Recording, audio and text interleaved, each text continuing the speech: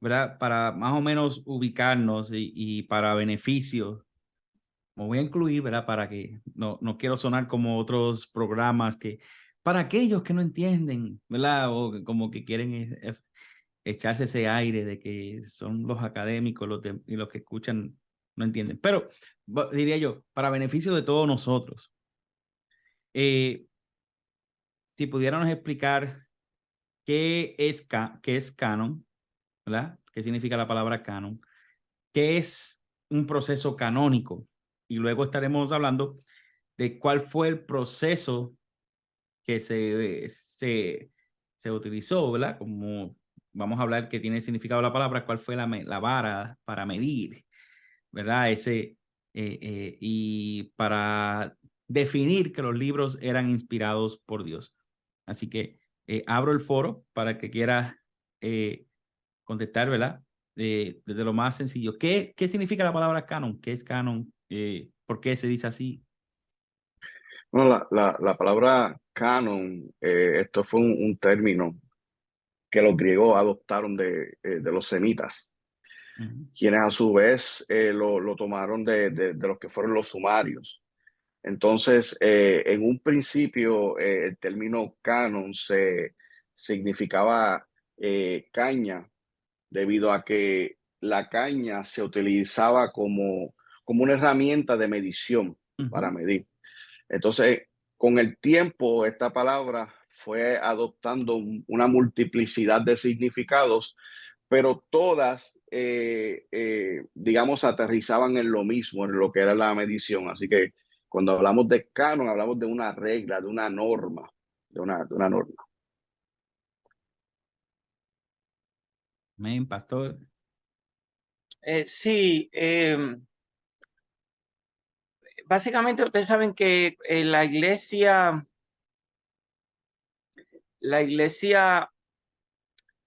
hubo un momento dado que se fue separando del templo y de la sinagoga, obviamente porque la iglesia confesaba algo que era inconcebible para una mente judía tradicional. Y yo soy de los que pienso que lo que provocó el total rompimiento entre los primeros cristianos y el judaísmo, porque es innegable que de alguna manera podemos ver el cristianismo primitivo como una secta judía, pero ¿qué fue lo que provocó ese rompimiento y que la iglesia desarrollara su propia identidad? Pues fue precisamente la confesión de que Jesucristo no era un simple hombre dotado, ¿verdad? Por Jehová, con habilidades, ¿verdad? Para dirigir a Israel, para libertar a Israel, para dirigir los ejércitos de Israel, sino que Jesucristo era Dios manifestado en carne. O sea, una de las confesiones básicas de la iglesia primitiva es Jesucristo es el Señor. Entonces surge un sinnúmero de cosas, ¿verdad? La historia, una de las cosas que surge es la fecha de la Pascua, porque de alguna manera los primeros cristianos siguieron celebrando la Pascua, pero ya con otro significado, aplicándoselo a Jesucristo. Ujú. Y la razón por qué la sinagoga y los cristianos celebraban la fecha, o sea, la Pascua en diferentes fechas, era una cuestión también del calendario, pero también querían distinguirse de los judíos. Entonces, se le dio, en un momento dado en la historia, se le dio ese derecho en Oriente al obispo de Alejandría, que era Atanasio. O sea, Atanasio tenía la tarea de indicarle a la cristiandad con suficiente tiempo de anticipación cuándo iba a ser la fecha de la Pascua. Y él tuvo ¿verdad? Tuvo el obispado de Alejandría por muchos años y escribió muchas de esas cartas de la Pascua. Y creo que esa es la carta número 39. La carta número 39 de la Pascua, donde dicen los que saben que Atanasio utiliza por primera vez la palabra canon en el sentido que nosotros lo usamos hoy en día, que viene siendo de lista de libros que son reconocidos como inspirados. Eso fue allá para el siglo IV, en el año 367. Entonces, quiere decir que canon básicamente, porque canon podría ser una ley también. Por eso es que viene la cuestión del derecho canónico, que son todas las leyes eclesiásticas que hay dentro de la Iglesia Católica. Pero en su significado de lista de libros que son aceptados como inspirados, se dice que el que utilizó esa palabra por primera vez en ese sentido fue precisamente Atanasio. Entonces, eso es para decir más o menos dónde, porque acuérdense que ha habido una evolución del significado de las palabras.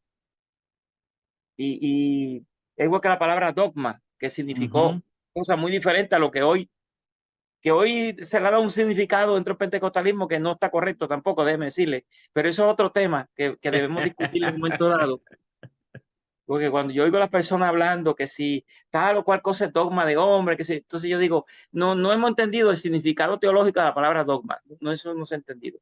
No, Pero no. canon lo que significa es esa lista oficial de libros que fueron aceptados o reconocidos como inspirados por la iglesia.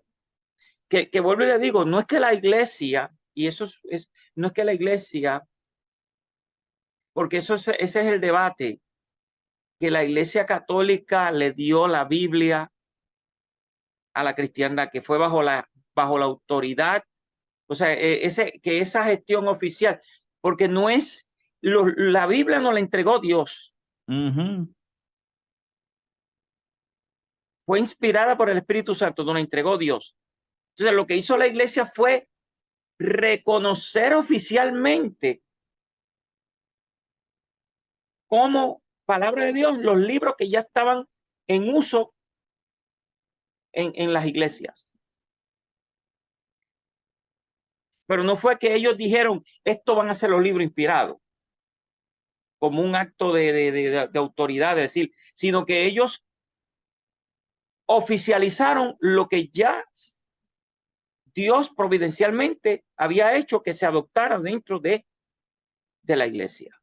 Eso fue la culminación de un proceso dirigido por Dios, donde las iglesias fueron reconociendo, fueron aceptando ciertos libros, y hubo un momento dado en la historia donde la iglesia dijo, pues vamos oficialmente a declararlo en esta manera. Pero no, yo no sé si me estoy dejando entender. Sí, que no que hubo un consenso en algún punto vamos a decir, por ejemplo, en el 200 antes de Cristo hubo un consenso, ok, este es inspirado, este no es inspirado, este es inspirado, sino que al transcurso del tiempo ya la ley era reconocido como palabra inspirada de ya Dios. las iglesias lo utilizaban. Exacto. Eran reconocidos como que venían, ¿verdad?, de los apóstoles, por ejemplo, el Nuevo Testamento, que eso es uno de los criterios que se utilizó para aceptar los libros del Nuevo Testamento, si pertenecían a la tradición apostólica. Sí. Entonces jugaron un papel muy importante, por ejemplo, las iglesias fundadas por los apóstoles. Obviamente, esas iglesias sabían lo que los apóstoles enseñaban. O sea que el canon se definió en un tiempo donde todavía se podía identificar. Y estoy hablando del canon ya del Nuevo Testamento, no quiero salirme del tema, pero se definió un tiempo donde todavía se podía identificar la tradición apostólica, lo que no iba a ser posible después que pasaran siglos. Sí. ¿Qué es lo que está pasando, ¿verdad? Ahora que hay un montón de cosas que se pretende que vinieron de los apóstoles, pero realmente es poco probable que eso haya venido de los apóstoles. Sí, en cuanto al Nuevo Testamento había muchas copias de los gnósticos y todo que querían filtrarse. Una de las cosas que de los criterios que utilizaban también para reconocer que un libro del Antiguo Testamento era inspirado por Dios, ellos no aceptaban ningún libro que fuera escrito después de los 400 años de silencio. Ellos tenían que tener una fecha antes de los 400 años y que usualmente era usado en la liturgia, era usado que tuviera expresiones claras de que Jehová había hablado, que tuviera expresiones, ¿verdad? Que hubiera esa autoridad de Él parte fuera de Dios. escrito por un personaje destacado de Israel, Exacto. ¿verdad? O sea, Salomón, David, personas reconocidas como profetas ya en Israel, que no contradijera la ley. Ajá. Obviamente, o sea, Dios no se contradice a sí mismo. ¿Entiendes? Y que fuese reconocido por el pueblo, o sea, por el pueblo de Dios, por el pueblo que invocaba a Dios. El otro punto es el idioma. Sí. ¿Entiendes? Porque todos esos libros, ¿verdad? Por ejemplo, eso es una de las cosas que se habla de los libros deuterocanónicos, que algunos fueron escritos originalmente en griego. En griego. Entonces, lo que se buscaba era que el libro fuera escrito en hebreo. Y en arameo. Y en arameo, pero especialmente en hebreo. Por eso, porque aún los de arameo tuvieron ciertas dificultades. Por eso que el libro de Daniel está ubicado en el canon hebreo donde está, porque fue muy discutido en Israel, porque tenía ciertas partes arameas y había ciertas cosas de la apocalíptica que no le convencía a ciertos sectores dentro del judaísmo, pero como era palabra de Dios, pues eventualmente fue aceptado. Pero el idioma envolvía mucho, tenía, o sea, este escrito fue escrito en hebreo. Ahí tenemos, por ejemplo, el libro de sabiduría, que es un libro deuterocanónico, que ya hay consenso entre todos los estudiosos que sí fue escrito originalmente en griego. O sea, no es una traducción como pudo haber sido el libro de Eclesiástico, el libro de Tobías, que fue traducido del semítico, o sea, del hebreo, sino que fueron, pero eso es importante, eso jugó un papel importante. Y después de la destrucción del templo, pues el concilio de Yalmia, como decía Gil, discutió ampliamente el tema del canon. ¿Entiendes? Y hoy hay que tener un poco de cuidado, porque si ustedes miran la historia como disciplina ha dado un giro demasiado crítico. Sí. Porque si usted va a la historia hoy en día y usted escucha a los historiadores, por ejemplo, hay un historiador bien famoso, ¿verdad?, que estaba hablando de la Reforma Protestante y decía, cuando Martín Lutero colocó las 95 tesis, si es que algún día las colocó, porque hasta eso se pone en duda Ahora en la historia. están cuestionando todo, sí.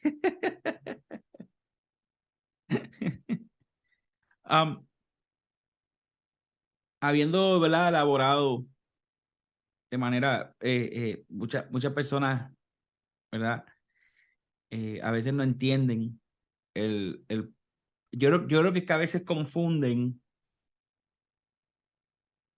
el proceso que se utilizó para la Septuaginta y la quieren asimilar de la misma manera como de esa misma manera se estableció un canon, más o menos para el mismo tiempo. Entonces a veces confunden el proceso, sino que el canon, ¿verdad?, para recapitular, es algo que a través de la historia se iba aceptando, ¿verdad? Así mismo vemos en el Nuevo Testamento, podemos ver cómo las cartas poco a poco de Pablo se iban aceptando como inspiradas por Dios. El mismo Pedro dio testimonio, mismo Pablo dio testimonio de Lucas, ¿verdad? Eso que era algo progresivo a través del tiempo, ¿verdad? Y llevando estos mismos criterios en el Antiguo Testamento que se iban aceptando los libros. Vamos a hablar un poco de lo que es la Septuaginta. Sí, primero, ¿verdad? Comenzando desde lo más básico. ¿Qué es Septuaginta? ¿Qué significa la palabra Septuaginta? ¿Y por qué se utilizó la palabra Septuaginta para esta versión, esta traducción que vamos a estar hablando ahora? Abro el foro, está abierto para el que quiera tirarse primero. Bien. Bueno, la Septuaginta en sí es una traducción de lo que son los escritos del hebreo al arameo a lo que es el griego, y que la historia nos presenta que fue escrita por 70 autores. ¿Cómo surge la Septuaginta? ¿No? Es una de las preguntas, si mal no comprendo. Ujú. Y sobre cómo surge, hay dos vertientes. Hay dos vertientes.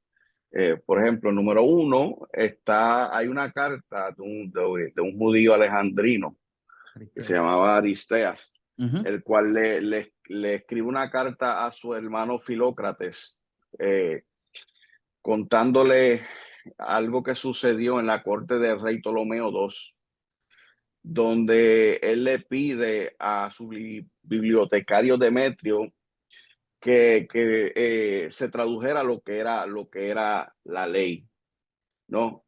Y que de allí se escogen 6 hombres de cada tribu de las 12 tribus de Israel, se lleva este proyecto en Alejandría. Esta es la más común que se escucha. Ahora, ¿por qué digo que hay dos vertientes? Porque muchos historiadores, cuando miran la carta de Aristeas, encuentran ciertas discrepancias. Por ejemplo, el lenguaje que él utiliza, por ejemplo, no es para ellos muy fiable. Y otros tienen discrepancia, puesto que Demetrio no era bibliotecario de Ptolomeo II, sino de Ptolomeo I, de acuerdo a muchos historiadores. Entonces, lo que muchos sugieren es que posiblemente este proyecto haya comenzado con Ptolomeo I, y que sencillamente Ptolomeo II, el rey Ptolomeo II, pide que se culmine. Ahora, está eh, otro relato que surge más bien en Egipto, porque había una comunidad que vivía en la parte ptolomaica de Egipto. Y ustedes saben que con el ascenso de Alejandro, específicamente luego del poexílico, ¿sabes? Que cuando hubo el proceso poexílico de Israel, se adoptó el arameo, pero cuando Alejandro fue creciendo y fue colonizando muchos lugares, muchos de los judíos quedaron helenizados, y se empezó a adaptar más lo que es el idioma griego, y en base a ello, mucha historia dice que en Egipto, para esta comunidad de Ptolomaica, se comienza a dictar, no, a traducir la ley, prácticamente ahí con lo que es, si mal no recuerdo, el Pentateuco. Sí, que hay dos razones. Uno dice que se tradujo por el asunto del idioma, y otro eran porque y otro asunto que piensan que era porque ya de acostumbrado oralmente, muchos ya lo estaban traduciendo oralmente, y debido a esa costumbre, pues terminaron traduciendo. Sí, que hay dos vertientes, así que muy bueno, pastor. Sí, yo digo que eso fue una revolución. La Septuaginta fue una revolución. La Septuaginta fue básicamente la primera traducción de la Biblia, y fue precisamente al idioma del mundo conocido. Y yo digo que Dios se la sabe toda. Dios se la sabe toda. Porque en un mundo donde habían tantas naciones y tantos lenguajes, ¿cómo el evangelio podía esparcirse? ¿Cómo el evangelio se iba a convertir en algo que abarcara, que fuera universal. ¿Cómo?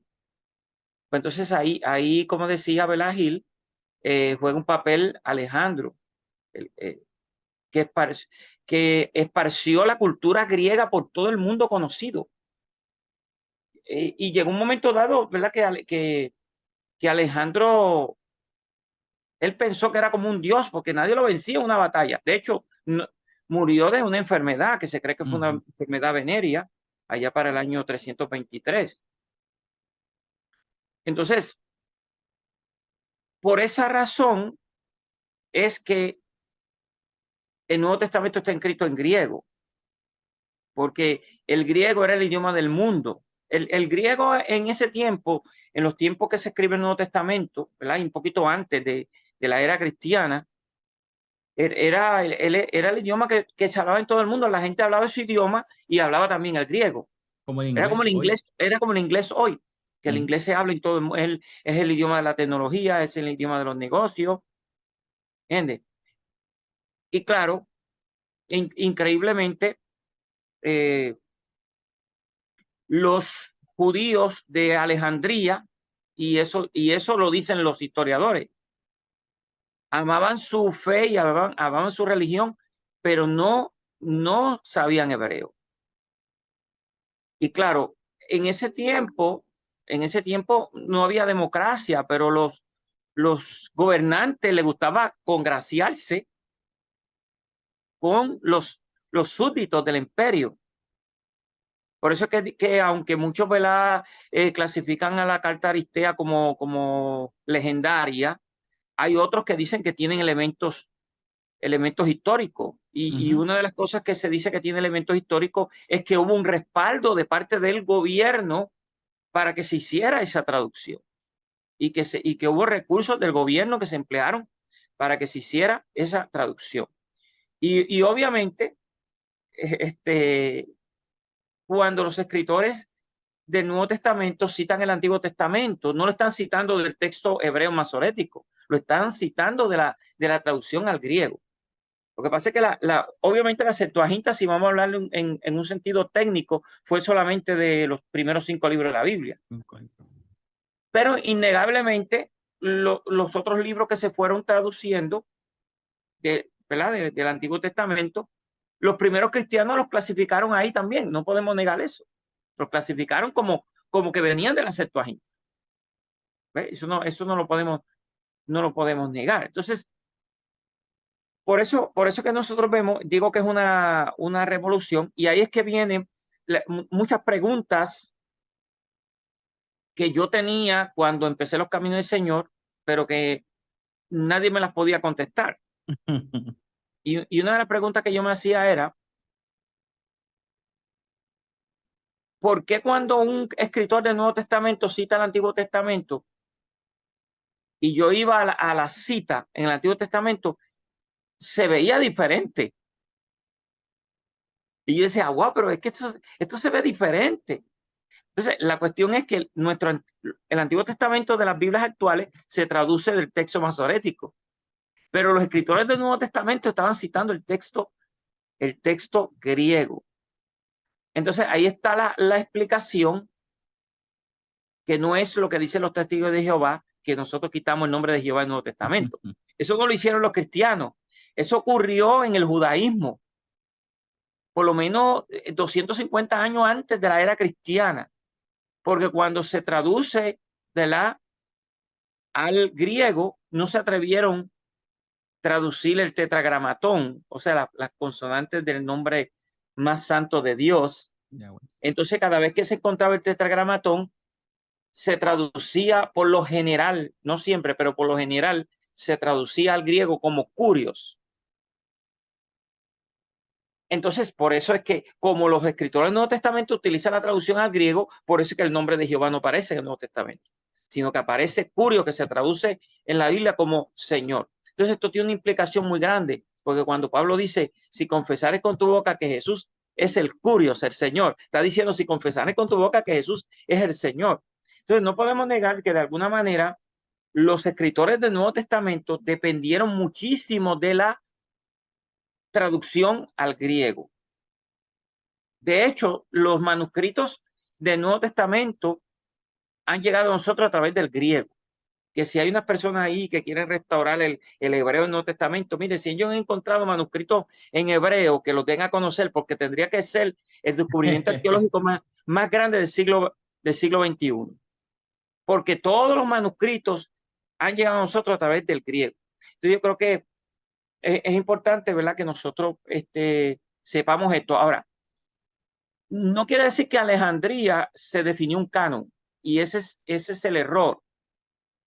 Porque a la luz de lo que aparecen en los escritos de los reconocidos escritores, ¿verdad?, de Alejandría, como el filósofo Filón de Alejandría, todo parece indicar que en Alejandría se tenía el mismo canon que en Palestina. O sea, el canon hebreo tal y como nosotros lo conocemos. O sea, que hablar de un canon alejandrino, yo creo que es algo que no se puede sostener, no se puede probar históricamente. O sea, y basado en eso, decir, ¿verdad?, que hay que aceptar ciertos libros porque vinieron en el canon alejandrino. No hubo tal cosa como un canon alejandrino. O sea, en Alejandría se utilizaba el mismo canon hebreo que se utilizaba en Palestina y que nosotros reconocemos así como canon hebreo. O sea, por eso es que no, el hecho de que la iglesia primitiva usara la traducción al griego no es una prueba de que la iglesia primitiva aceptaba los libros deuterocanónicos. Perdónenme. No. Ahí es que nosotros retrocedemos. Pero de que la Septuaginta, o sea, la traducción al griego, jugó un papel importante en la iglesia primitiva hasta para darle forma a la teología cristiana, eso es una cosa que nadie puede negar en el día de hoy, porque hay muchísimos puntos teológicos que realmente dependen de la forma en que se traduce en la Septuaginta. No, y que los descubrimientos de Qumran, los textos de la Septuaginta estaban mejor, se acercaban más a un texto hebreo que Eso vino a reivindicar, ¿verdad?, como dicen los historiadores, la Septuaginta, porque antes lo que se pensaba era que cuando había diferencia entre el canon, entre el texto masorético y el texto griego, que los traductores se habían inventado esas cosas. Pero se descubrieron en Qumran manuscritos hebreos más antiguos que coincidían con la Septuaginta y se diferenciaban del texto masorético, porque acuérdense que el texto masorético, estamos hablando que los manuscritos son medievales. Quiere decir que los que tradujeron al griego tuvieron un texto hebreo más antiguo. Entonces, por eso es que hoy en día la crítica textual se prefieren las lecturas y ahora mismo las Biblias están prefiriendo muchas lecturas que son lecturas de la traducción griega y que eran las lecturas preferidas también por los escritores del Nuevo Testamento, obviamente. Sí, y esto es un punto, ¿verdad?, que es importante también diferenciar una cosa de la otra, porque quizás uno nos está escuchando, pero si ustedes ahorita estaban hablando de que Jesús reconocía un canon hebreo, ¿cómo es que dicen que usaban la Septuaginta? Hay que saber diferenciar, ¿verdad?, lo que se leía, lo que usaba Jesús versus lo que se usaba, ¿verdad?, para después para escribir los libros del Antiguo Testamento, la iglesia primitiva. ¿Cómo podemos, ¿verdad?, para explicar la Biblia que usaba Jesús y después la versión que usaba la iglesia primitiva? ¿Cómo podemos explicar eso? Sí, básicamente, recuerden ustedes que la lengua materna de Jesús seguramente fue el arameo. Pero las palabras de Jesús llegaron hasta nosotros a través del griego. Con excepción de algunas pequeñas frases que se conservan en arameo y no se han traducido a ningún idioma por Talita Kumi, Elí, Elí, lama sabactani, o fata. Entonces, nosotros conocemos las palabras de Jesús, pero las conocemos a través del griego. Eso tiene una importancia muy grande, porque realmente, ustedes saben que una lengua deja su impronta. O sea, no, una lengua es una manera de ver el mundo. O sea, realmente, o sea, si Jesús lo dijo en esa forma o cómo exactamente lo dijo, o sea, nunca lo vamos a saber. Lo que sí sabemos es que la manera en que ha quedado es la manera que Dios ha querido que quede el texto. Y es lo que nosotros utilizamos para regirnos hoy en día. Porque si bien es cierto que Jesús hablaba en arameo y seguramente leía hebreo, porque le dieron para leer, ¿verdad? Y él leyó el profeta Isaías y se leía en hebreo. Seguramente dominaba, obviamente, pero claro, en tiempo de Jesús, decimos que Jesús, obviamente, una figura que es divina, pero un hombre también que tenía una cierta formación, porque recuerden ustedes que en el tiempo de Jesús, prácticamente el hebreo lo dominaba el clero. Y la prueba de esto es que en el templo habían traductores, que llamaban los Targum, que traducían del hebreo al arameo para que el pueblo pudiese entender. Entonces había mucho analfabetismo. Por eso que ustedes ven en el Sermón del Monte, Jesús no dice a las multitudes, ustedes han leído, ni oíste que fue dicho. Yeah. Había mucho analfabetismo. Pero por lo menos lo que nosotros podemos decir es que prácticamente el cristianismo ha llegado a nosotros a través del griego. Eso es una cuestión literaria y una cuestión histórica que es innegable. ¿Entiendes? Por eso es que no tiene mucha validez la cuestión esta, ¿verdad? De insistir, usar los nombres en hebreo. Eso no tiene mucho sentido porque cuando el Espíritu Santo desciende y comienzan los apóstoles a hablar las maravillas de Dios en los diferentes lenguajes, o sea, está diciendo Dios es un Dios universal y un Dios de todos los lenguajes y que el evangelio tiene que estar accesible a las personas de todos los lenguajes. Entonces, si el mismo Nuevo Testamento no se conserva en hebreo, entonces la gente insiste en usar las palabras hebreas dentro de las iglesias. Cuando el cristianismo nace, el idioma del mundo era el griego y la gente usaba el griego para expresar su fe en Cristo. Entonces, eso no hay ningún problema. Y el nombre Jesús se asemeja más a la forma griega que a la forma hebrea, realmente, de decir Jesús. Entonces, esa insistencia y esa devoción, ¿verdad? Que los primeros cristianos que eran la mayoría judíos, no la compartían. Esa devoción no, cuando Pablo predicaba y Pablo hablaba hebreo, porque cuando Pablo fue encarcelado en Jerusalén, él pidió hablar con la concurrencia y les habló en arameo, en ese caso. O sea, él conocía el idioma, el hebreo, él conocía el arameo, conocía el griego, ¿entiendes? Pero él no iba por esos mundos gentiles hablando el hebreo a la gente que no hablaba hebreo. ¿Me entiendes? Y no venía y vengo a presentarles a Yeshua. Él no venía hablando de esa manera, él les hablaba griego porque ellos sabían que lo que ellos entendían era griego. Entonces, toda esa manía de querer, ¿verdad? Como no era compartida realmente por los primeros cristianos. Porque si no, de verdad, ni el libro, imagínense el libro de Hebreo, el libro de Mateo, que se pensaba que era una traducción, ¿verdad?, del arameo, pero ya los estudiosos han llegado a la conclusión de que se escribió originalmente en griego. El libro de Hebreos, que tiene uno de los griegos más elegantes del Nuevo Testamento. O sea, ni los mismos judíos que se convirtieron en cristianismo tenían la manía que tiene la gente hoy en día. O sea, el Señor es universal, ¿entiendes?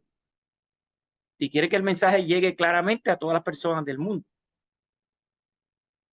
Retomando ese tema, que yo sé que al principio lo tocamos mucho, ¿verdad? De la vigencia del Antiguo Testamento, hay algo, ¿verdad? Que a nivel académico se conoce como la teología bíblica, que es diferente a lo que es teología sistemática, ¿verdad? La teología bíblica más o menos intenta entender la razón que tenía el escritor siendo inspirado, que conocía, ¿verdad? Por ejemplo, como dije al principio,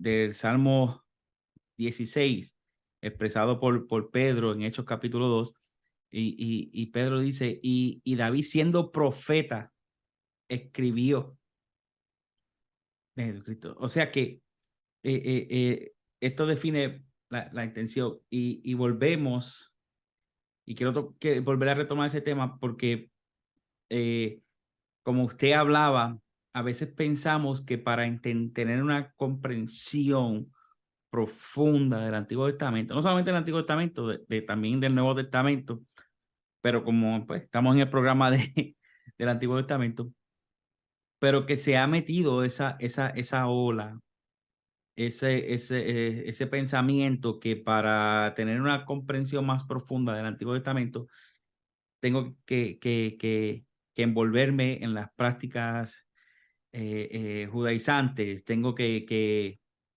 entender, ¿verdad? El Talmud babilónico, diferentes libros, comentarios por diferentes rabinos acerca de la Torá, de los profetas. Por eso es que vemos después que después estaremos haciendo un programa más adelante, ¿verdad? De, de, de las prácticas judaizantes, la mística judía y todo eso. Pero por eso es que vemos gente después llegando a ese nivel de entrar en la mística judía, buscando supuestamente una inspiración más profunda de lo que es el Antiguo Testamento, de lo que revela, que son cosas misterios, ¿verdad? Todo lo que quieren envolverse a misterios, cuando en el Nuevo Testamento Pablo habla de que ese misterio ha sido revelado, que es Jesucristo. Más adelante dice, en parte conocemos, ¿verdad? En parte en parte profetizamos, pero entendemos que cuando habla de la parte que profetizamos, estamos hablando ya de cuando venga el juicio final, pero en parte conocemos que Cristo ya ha sido revelado a nosotros. Y por eso, como ese misterio que es Cristo, Cristo es la luz al Antiguo Testamento. Por eso es que vemos, por ejemplo, vemos en Hechos, capítulo 8, cómo el Espíritu Santo dirige a Felipe. Y Felipe se acerca al etíope. El etíope está leyendo el libro de Isaías y no lo entiende. Felipe no le dijo, este es el misterio de Hashem, que si esto, que si lo otro. Él le dijo bien claro de quién estaba hablando el libro de Isaías, y estaba hablando de Cristo. Ajá. Sí, voy a decir algo brevemente para que entonces Gil también nos aporte sobre esto. Yo pienso, mire, hermano, sinceramente, no podemos ser tan ingenuos, ¿verdad? En pensar que aprender un idioma en que se escribió la Biblia no sea útil. Es muy útil Claro que sí. y para poder hacer exégesis, pues si usted puede aprender el hebreo, griego, ¿verdad? Ora por mí, que pronto Y estaremos haciendo eso. arameo. Si usted lo puede hacer, entonces, hay mucha gente que nos está viendo que es joven, ¿verdad? Que tiene una vida por delante, que si se lo proponen pueden aprender todo ese idioma para leer la Biblia en los idiomas originales. Eso no es lo que yo quise decir en mi intervención anterior. Lo que yo quiero decirle es que si usted habla inglés y le está predicando a una comunidad que no habla inglés, pues guárdese el inglés para cuando esté hablando con una persona que habla inglés, porque imagínese usted que usted ¿Me entiende lo que le quiero decir? O sea, como que eso no tiene mucho sentido. Es como para darle cierto caché, como que usted quiere sentirse, como que usted quiere impresionar a las personas, como que usted sabe, ¿entiende? Pero las personas lo que realmente quieren entender es la Biblia, ¿entiende? Ahora, si usted usa una palabra y después la define, lo hizo como para manera de aclaración, pues eso está bien también. Claro. Pero el adoptar ya toda una jerga, no nos resulta muy útil y práctico. Curiosamente, ¿verdad? Y no lo digo, ¿verdad? De manera como negativa. Yo he escuchado gente que hablan y escriben hebreo y no usan palabras hebreas en las conferencias que dan. Y he visto personas que no saben hebreo y la mitad de la conferencia es casi en hebreo. Pero si usted le da un texto bíblico escrito en hebreo, no se lo van a poder leer. No te lo Es entiendes. todo como para darle como un caché a la cosa. No, hermano, vamos a ir al punto. Vamos a llevar la palabra con... Si vamos a ver, si vamos a ver, y esto lo dijo un hermano que Dios, ¿verdad?, le ha permitido ser traductor de la Biblia. Que yo estuve escuchando una conferencia de él y me gustó mucho. Porque él dice que el hebreo, de alguna manera, se puede decir que tiene un vocabulario limitado. Y por eso es que en el hebreo se utilizan muchas imágenes. Porque lo que usted no puede cubrir con el vocabulario, una imagen lo cubre, ¿me entiende? Pero el griego era un idioma como el inglés, que para cada cosa específica había una palabra. O sea que el griego era un idioma que es más sofisticado y más apropiado para explicar conceptos. Por eso es que la filosofía, ¿dónde se desarrolla la filosofía? En Grecia. ¿Entiendes? Y el griego era un idioma que se prestaba para eso, porque el griego era un idioma que tenía un vocabulario bien amplio. Es como el inglés, tú sabes que en inglés hay muchas palabras específicas para las cosas. En español hay muchas palabras que lo engloban, pero en inglés hay muchas palabras técnicas, muchas palabras precisas. ¿Entiendes? Entonces yo creo que si Dios permitió que la palabra de Dios llegara hasta nosotros en griego, yo creo que Dios no se equivoca. Es que así tenía que ser. No tenemos que insistir que si hay muchas personas, ¿verdad?, que han creado como todo un culto alrededor de los judíos y qué sé yo qué, pero realmente, ¿entiendes? Y yo les digo una cosa, no sé si esta parte la va a editar la va a editar a Abimael, pero eso es cosa de él porque él es el que está dirigiendo el programa. ¿Entiendes? Pero decir que Israel es la clave para interpretar las profecías, yo creo que eso ha quitado a Cristo del lugar que le corresponde. Cristo es la clave. Cristo es la clave para interpretar la profecía y toda la Biblia. Claro que sí. Entonces, un hermano que estaba en una conferencia diciendo que para entender la profecía tenía que estudiar el libro de la profecía de 70 semanas de Daniel. Y eso va en contra de un principio hermenéutico. El principio hermenéutico dice que el Antiguo Testamento se interpreta a la luz del Nuevo. Entonces, muchos con su teología quieren interpretar el Nuevo Testamento y toda la Biblia a la luz de textos del Antiguo Testamento. O sea, como que está todo invertido. Sí. Está todo equivocado. Y si las premisas están equivocadas, pues las conclusiones obviamente van a estar también equivocadas. Entonces yo creo que sí, para responder la pregunta, sí yo creo que es muy útil, si la persona lo puede hacer, aprender los idiomas en que se escribió la Biblia es muy útil. Ojalá que muchas personas puedan hacerlo. ¿Entiendes? Pero cuando vayan a predicar, no les recomiendo que lo prediquen en hebreo. ¿Entiendes? Si es una congregación de hispanos que apenas mastican el inglés, pues imagínense, si le habla hebreo, entonces se pierden completamente. Se pierden completamente. Entonces, yo creo que tenemos que ser claros con la palabra de Dios. Como hicieron los primeros cristianos, fueron así. ¿Por qué? Ahora yo me pregunto, parecía que Pedro iba a jugar un papel bien grande en la expansión del reino de Dios, porque le hace el Señor un llamado bien específico a él, y le dice: apacienta mis ovejas, y que cuando se menciona a los apóstoles se menciona primero, los primeros 12 capítulos del libro de los Hechos, el personaje principal es Pedro. Pero ¿por qué entonces vino a ser Pablo? Y la explicación que dan los que saben de historia es que aparente y alegadamente Pedro tenía problemas con el griego. ¿Cómo escribió su epístola? Bueno, habían secretarios y personas que hacían buen trabajo. Porque usted sabe que el primer historiador de la iglesia, Eusebio de Cesarea, dice que Juan Marco era intérprete de Pedro. Yep.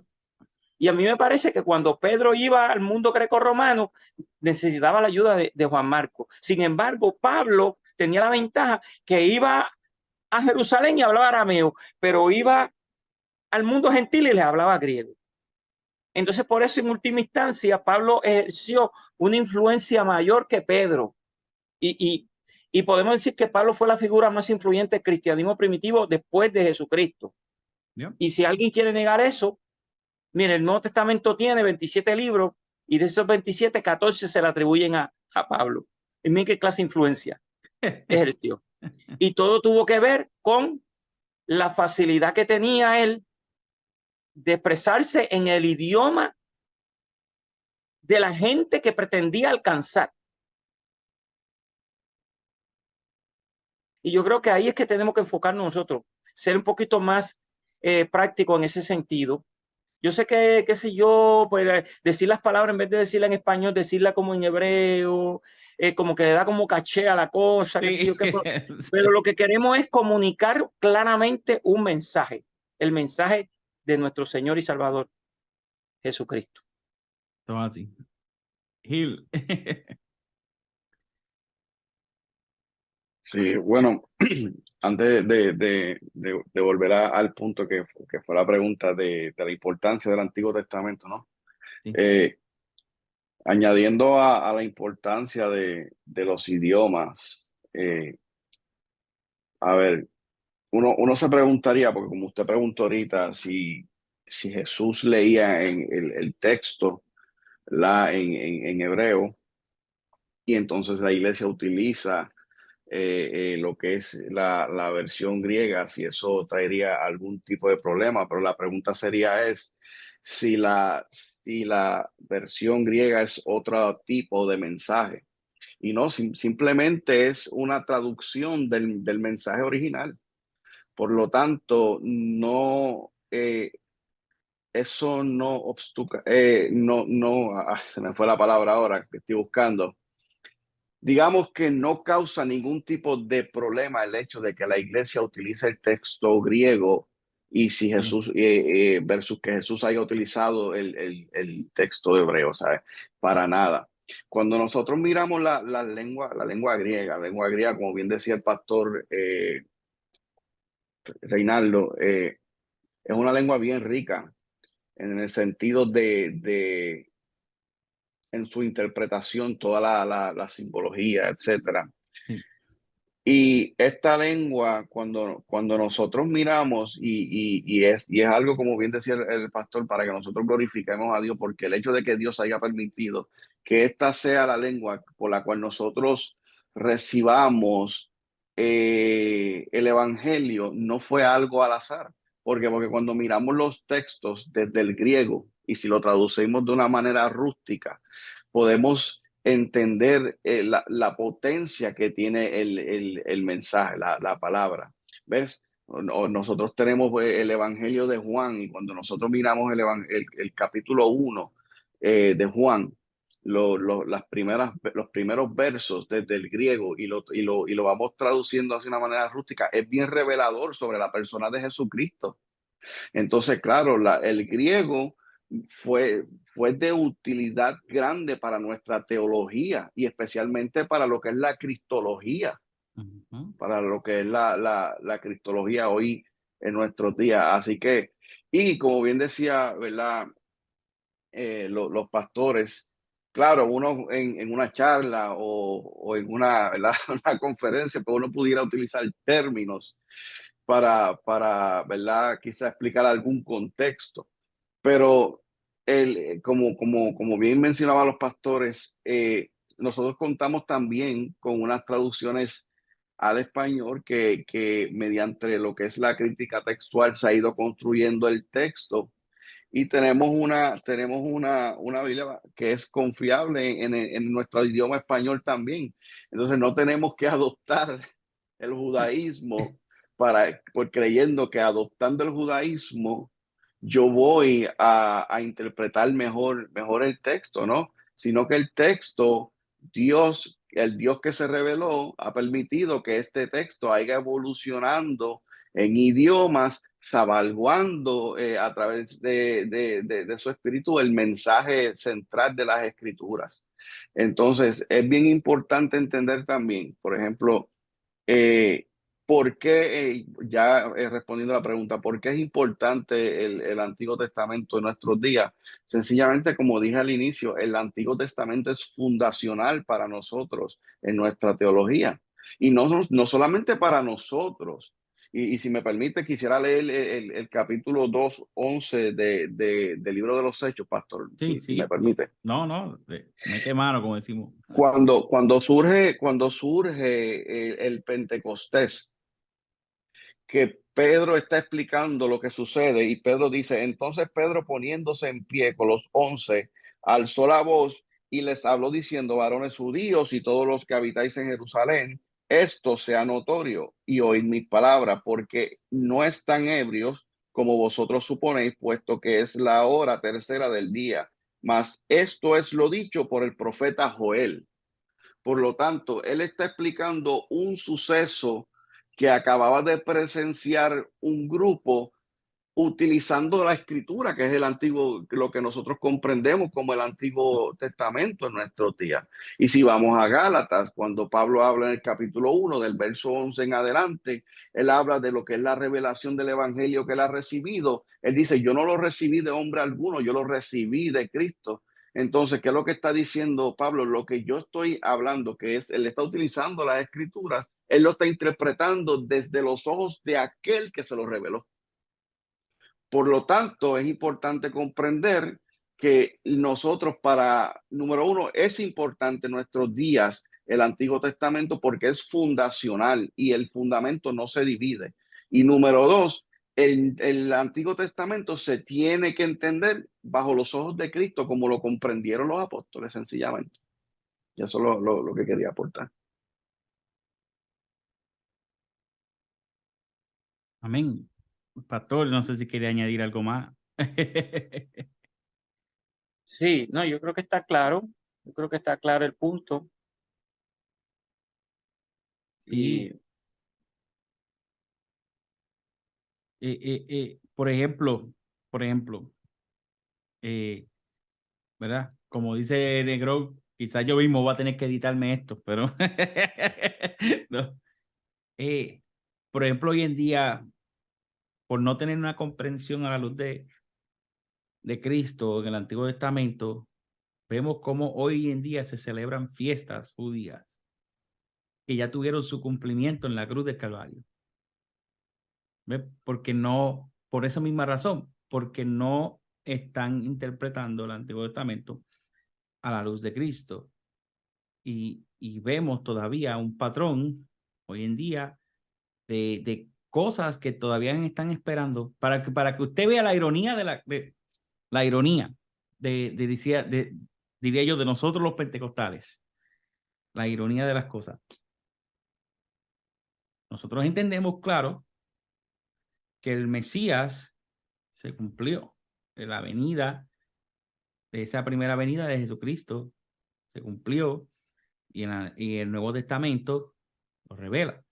Pero entonces hay muchas promesas que se cumplen en él que la ignoramos y creemos que todavía están por cumplirse cuando ya fueron cumplidas en Jesucristo. Y eso es lo que nos ayuda a nosotros a entender el Antiguo Testamento. ¿Sabes?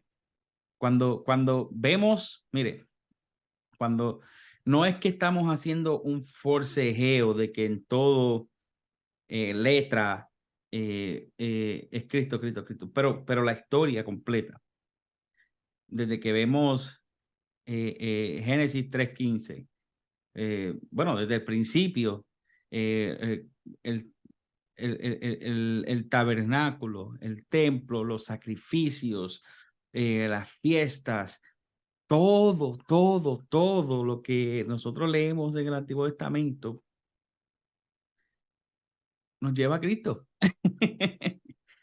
Nos lleva a Jesucristo. Y eso es la importancia de entender, tener eso como fundamento. Por eso dice, en parte conocemos y en parte profetizamos, ¿verdad? Y eso es lo que, la importancia. Y por eso es que el Antiguo Testamento tiene una vigencia hoy en día, porque vemos el cumplimiento de las cosas en Jesucristo y las cosas que todavía han de cumplirse, que Cristo mismo también declaró en eso. No sé si hay unas palabras finales para que ustedes quieran decir, para así concluir esta grabación. Sí, o sea, básicamente que cuando nosotros aceptamos o reconocemos el Antiguo Testamento como parte de la Biblia y como un documento vigente para la iglesia, no es que vamos a adoptar el judaísmo, Exacto. no es que vamos a adoptar el judaísmo, porque tenemos que ver esos textos desde una visión cristiana. Entonces, yo creo que ahí está un punto bien clave, porque muchos, ¿verdad?, se meten en el Antiguo Testamento, pero ven el Antiguo Testamento desde una óptica judía y buscan sus interpretaciones de los rabinos, del Talmud. Nosotros no tenemos que ir a esa fuente, porque la culminación de la revelación está en Cristo. Como yo decía en una intervención anterior, o sea, nosotros estamos en mejor posición que los mismos judíos. Uh-huh. Y quizás las personas, ¿verdad?, que hacen ese tipo de recomendación, ¿verdad?, de leer el Talmud y otras cuestiones, no sé qué Talmud están leyendo, porque si leen el Talmud, yo tengo que decirlo, y nosotros amamos a todo el mundo y amamos a los judíos, amamos a todo el mundo, Claro. pero no hay un documento más anticristiano que el Talmud, porque inclusive el Talmud tiene expresiones hasta blasfemas en contra de Jesús. Y eso no es ninguna calumnia, eso es una realidad. Es la Que el realidad. Talmud dice que Jesús es el hijo de una relación adúltera de María y un soldado romano llamado Pantera. Eso lo dice el Talmud. O sea, entonces, nuestra interpretación tiene que ser una interpretación netamente cristiana. Desde una perspectiva cristiana, y es una cosa que tiene que quedar claro en nuestros corazones, en nuestras mentes, desde una perspectiva cristiana, el judaísmo es una falsa doctrina. Uh-huh. Entonces, la gente, ojalá, si la gente que le gusta todas estas cuestiones, ¿verdad?, de practicar el judaísmo, etcétera, que practicaran judaísmo del tiempo del Nuevo Testamento, pero muchas veces adoptan prácticas De del Babilonia. judaísmo rabínico, que es muchísimo posterior. Entonces, nosotros, ¿verdad?, somos cristianos. Nosotros somos cristianos. Nuestra identidad sale de Cristo. Y miramos, ¿verdad?, todos esos documentos que componen nuestro Antiguo Testamento con una visión cristiana. Y yo creo que eso es uno de los puntos, porque como estamos hablando del Antiguo Testamento, Uh-huh. pues mucha gente se confunde, ¿no? Entonces, por eso es que hay que aclararle que nosotros creemos en el Antiguo Testamento, creemos en su vigencia, Yep. pero nuestra interpretación, nuestra manera de mirar esos libros es una manera totalmente cristiana. Aquí quiere compartir unas palabras finales también. No, creo que sencillamente, como bien ustedes han expresado,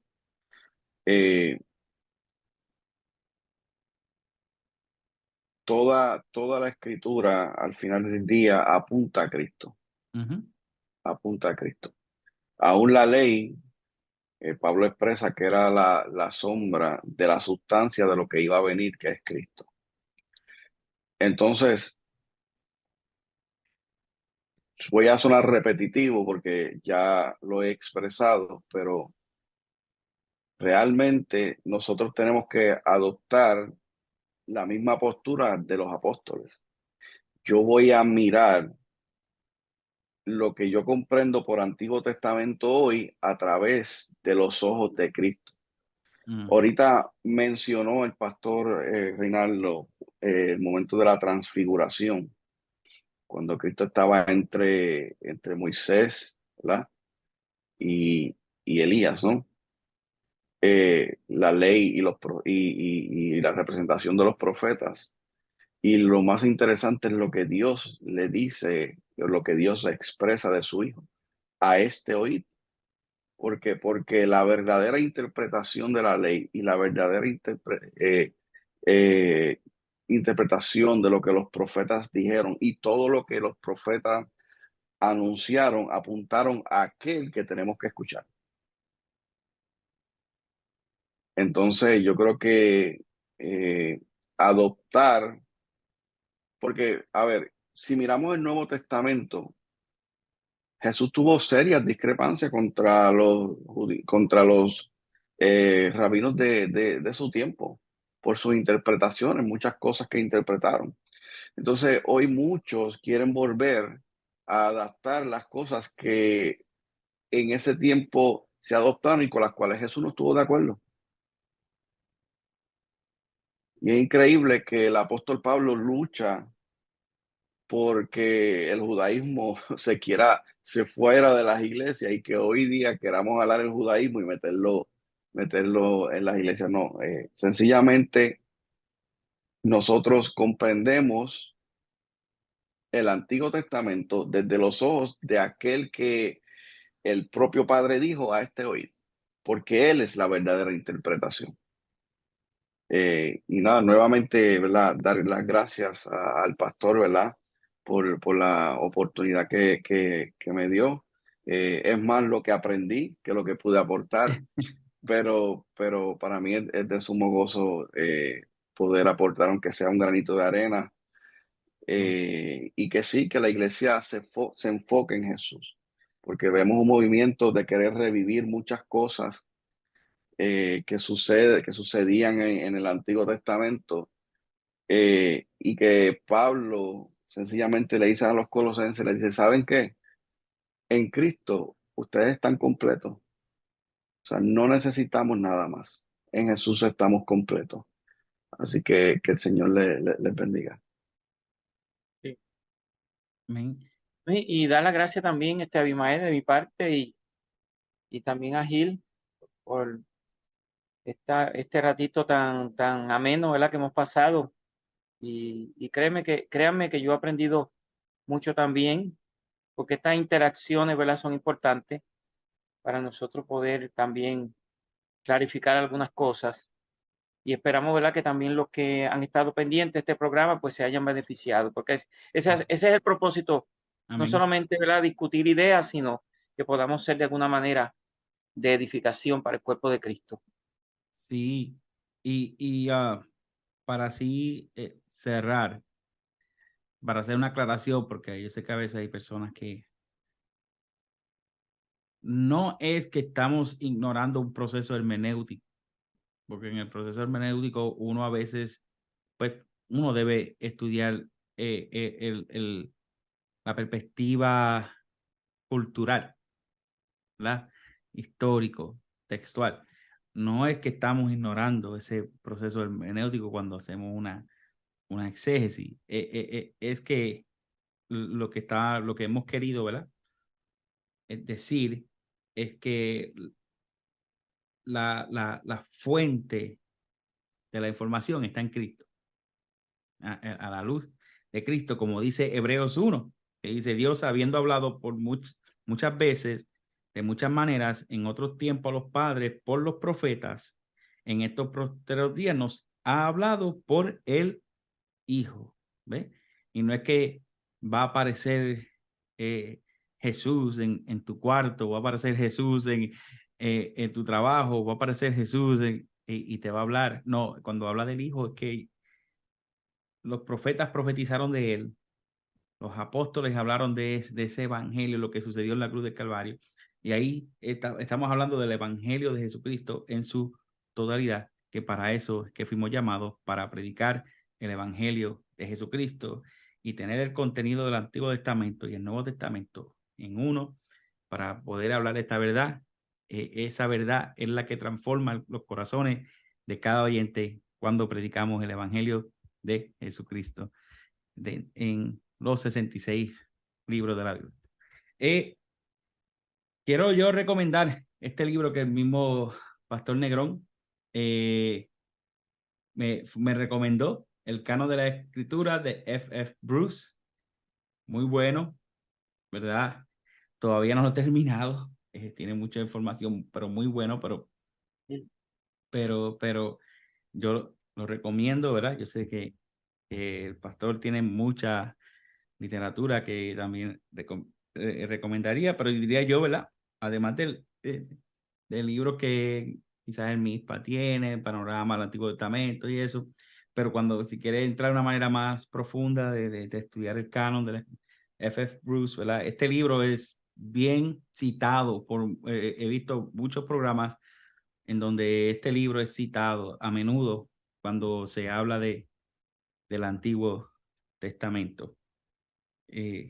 Así que espero que este programa haya sido de bendición. Así que no se lo pierda. Suscríbase al canal de nuestro hermano Gil. Miremos el texto. Lo más probable voy a hacer un arreglo con él para que también estos programas, este programa también pase por el canal de él, juntamente, ¿verdad? Como en el canal nuestro. Y nuevamente, gracias a los dos. Ustedes, yo también me senté a aprender, ¿verdad? Y qué bueno que esto nos enriquece. Así que Dios les bendiga y hasta la próxima.